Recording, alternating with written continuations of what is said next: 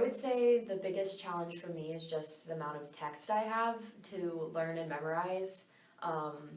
Yeah, it's just a lot, and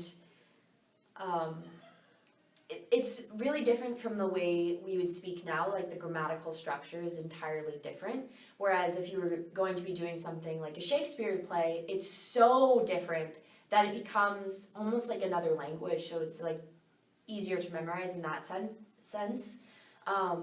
But for example, like, instead of saying, did you not go do that, you would say, did not you go do that? So it's just like sort of flipped, and it makes it really challenging to memorize and understand the text. It's kind of between like Shakespeare and like Yeah. it is like a weird in between. Yeah. Mm-hmm. What's your biggest challenge?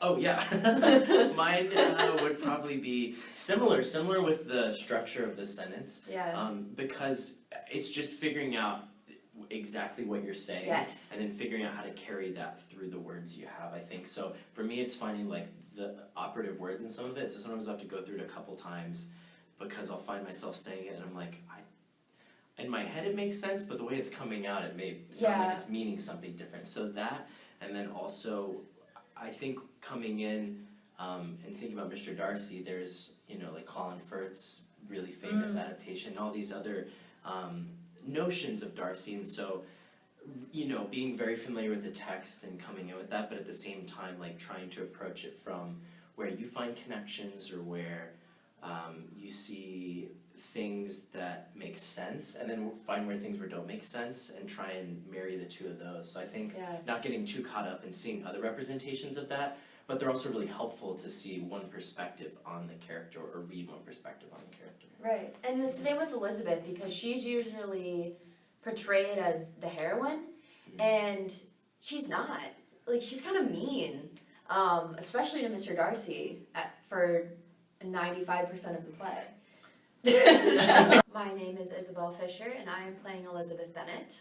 And my name is Dallas Seeker, and I'm playing Mr. Darcy.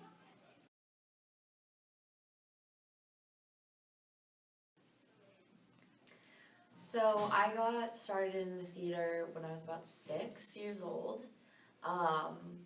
I would make up these little shows, like these little performances. At the time, I was really into baton twirling. And so I would make my family watch my performances. My mom was like, okay, we need to do something about this. So she put me in like this little 3-day theater camp, and I loved it. And so I just kept going with it, and here we are. When I was in 3rd grade, I lived in Kansas. Yes, which is where I'm from. Yeah. And in our music class, every grade had to do a play, and we didn't audition, we just got cast by the music teacher. And it was by how you participated in class, and like how excited you were about things, and or how excited you were about stuff. And the play was a composer play, and I got cast as one of the composers, and I was so nervous, and I was so excited. And I just remember like sitting with my mom and going over the lines a bunch, and I was really nervous, and I had to sing this one song, and I was so excited, and I loved it so much that I was like, man, this is really, really fun. And so then I started doing stuff at school, and I did this thing called Missoula Children's Theater, which used to travel all around. And when I lived on a lot of Air Force bases growing up, so they'd always come there. And so I used to love that each summer, and then got into it more like in middle school, high school, and just kind of stuck with it.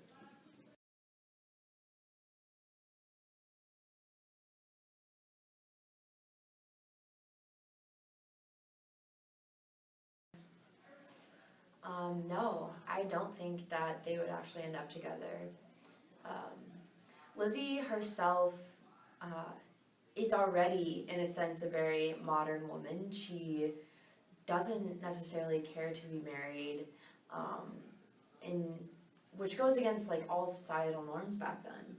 But ultimately, I personally think she ends up marrying Darcy because she sees who he truly is, but also because, like, she sort of knows it's the right choice for her life and her family.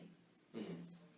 Yeah, I think going off that, there's, like, for Darcy, because of his status and everything, he's used to people being like, oh yeah, why would you not marry Darcy? Because he has this money, he has this status, And so for Elizabeth to be like, no, I'm good, there's like that sense of, wait a minute, she's reacting differently.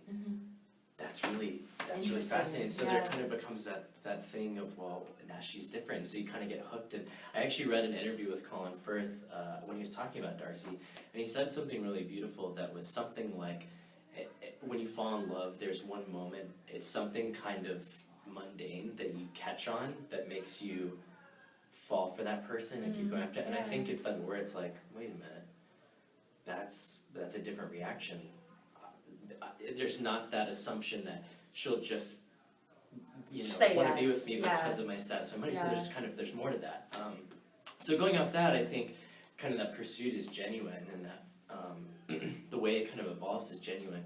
But in terms of if their relationship would last nowadays, I think the book is great because it ends kind of after that, so you can kind of leave that up to your imagination. But in present day, I don't think they would, because I think they butt heads a lot, and I think they're both very stubborn in different ways. Absolutely, And I could just see them like really getting in heated arguments, and just one day being like, I don't think they would communicate well when working through problems. I think they would end up not communicating at all. Yeah. I think they would just be like one of those couples who lives in the same house but never sees each other. Yeah, and Darcy, I feel like would be like, you're doing this and this drives me crazy. But there would be no like, it would come across as like, hey, I'm trying to say this to resolve the problem, but it would come across so blunt. Yes, and you'd be like, why is that bad? Yeah. It's like, you can't say that to me. Yeah, so I don't know. So no. Yeah, so probably no.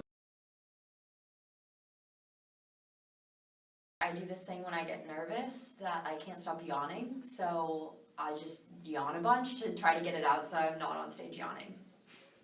I very much get my energy from other people, so I like to make eye contact with everybody and kind of share like a touch or something to be like, hey, we got this together.